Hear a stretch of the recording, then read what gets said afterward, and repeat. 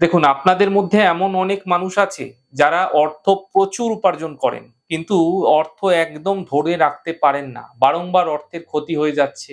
ভুল জায়গায় অর্থ লগ্নি করে ফেলছেন।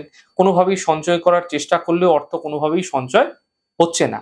তাহলে আপনারা একটি ছোট্ট প্রক্রিয়া করতে পারেন। কি করবেন?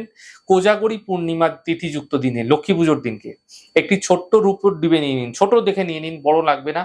একটি ছোট্ট রূপোর ডিবে নিয়ে তার মধ্যে একটি ছোট্ট চৌকো রূপোর পাত ভরে দিন এবং এর মধ্যে, ডিবেটির মধ্যে, গোলাপ জল, গোমূত্র এবং গঙ্গা জল সমপরিমাণ ভরে দিন।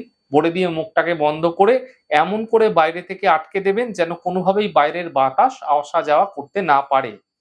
এমনটি করা হয়ে গেলে দেবী লক্ষ্মীর সামনে রেখে পূজা প্রার্থনা করুন। আপনার গৃহের লকারে তারপরে রেখে দিন।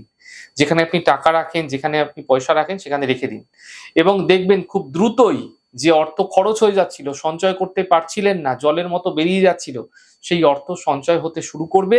এবং অত্যন্ত সহজ ছোট্ট প্রক্রিয়া। আর লক্ষ্মী পুজোর দিন এই ছোট্ট প্রক্রিয়া আপনারা করে দেখুন। আপনার যে অর্থ আপনি রাখতে পারছিলেন না, ধীরে ধীরে সঞ্চয় হতে আপনি দেখবেন শুরু হয়ে গেছে।